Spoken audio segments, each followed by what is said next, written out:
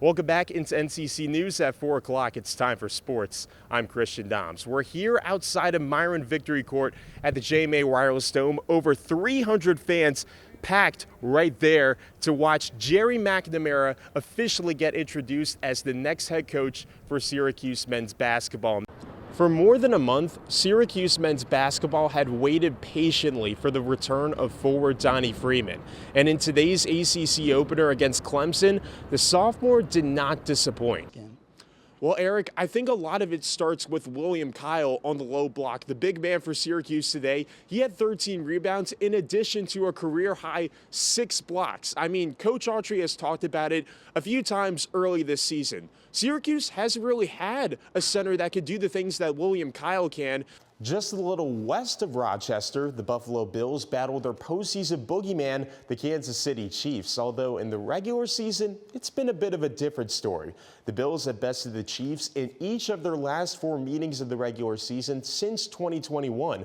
Orange quarterback Ricky Collins is in dire need of a bounce-back game after throwing 4 interceptions across his first 2 career starts, which came in blowout losses to Duke and SMU. Kickoff from the Dome is at 7:30. Despite no true home field advantage for ITC, that hasn't stopped the Eagles from starting out their season 6-1, making them one of the top teams in Class B. And here at Rossler Park, the team continues to work towards its ultimate goal: playing for a championship at the JMA Wireless Dome.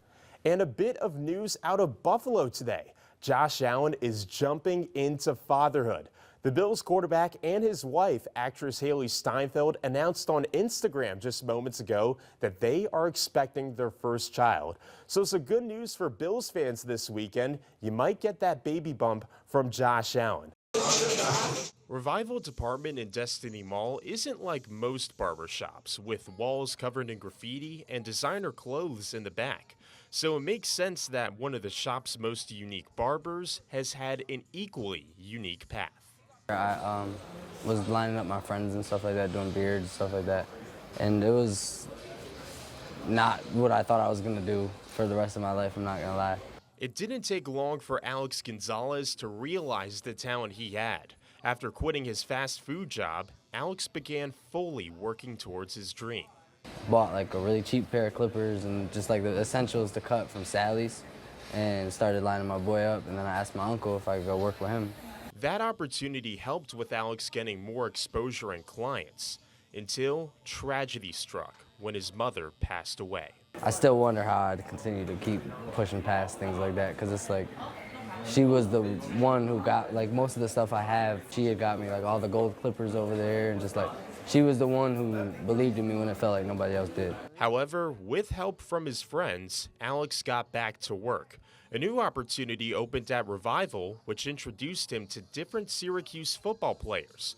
For sophomore cornerback Davian Kerr, the connection with Alex was there right away. And I DM'd him, and he actually put up on me to get a cut.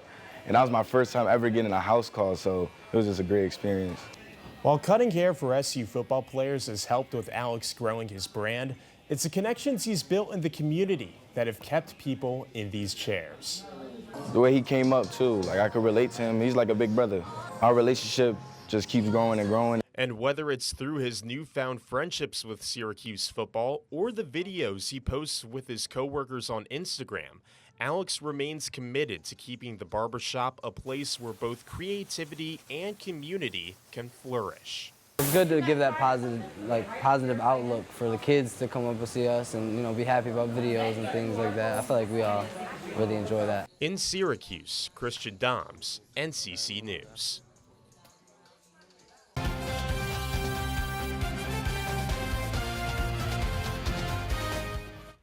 When number 3 Syracuse men's lacrosse faces number 2 UNC this week in a top 3 matchup, all eyes will be on Joey Spallina. Welcome into sports. I'm Christian Dahms. The senior is now just 7 points away from breaking the all-time scoring record at SU.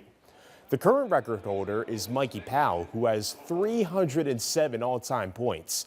He broke the record in 2004, surpassing his brothers Casey and Ryan, who had both previously held the record with 287 points each. While both Powell and Spallina wore the coveted number 22 jersey, they inherited different versions of Syracuse lacrosse. When Mikey Powell played in the early 2000s, Syracuse was consistently a top contender. During his 4-year career, he won 2 national championships and went to the Final Four every season. Joey Spallina's mission was to bring the program back to that same prominence. And according to head coach Gary Gait, mission accomplished. The biggest difference is, when Joey got here, we weren't talking about championships or Final Fours or anything like that. We were just talking about making Syracuse lacrosse relevant again in those conversations. So, Joey's delivered on what he came here to do, and that was to get us back to championship weekend and give us an opportunity to win. Spallina needs 6 points to tie the record and 7 to beat it when number 3 Syracuse takes on number 2 UNC on the road this Saturday. If he misses it, the next opportunity will be next weekend when the Orange host Virginia. Number 3 Syracuse women's lacrosse also looks to keep its momentum going with a road matchup against number 17 Duke tomorrow.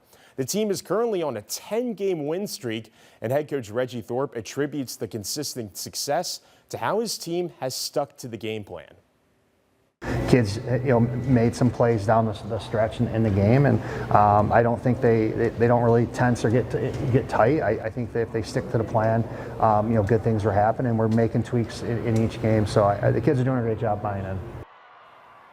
Syracuse ends the regular season with games against Duke, Notre Dame, and Boston College, all of which are top 20 matchups.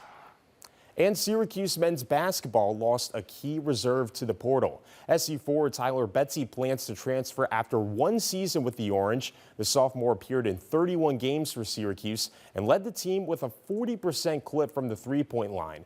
Betsy is now the 3rd SU player to enter the portal this offseason. Looks like Jerry McNamara is going to have to do some work this offseason to build his new team.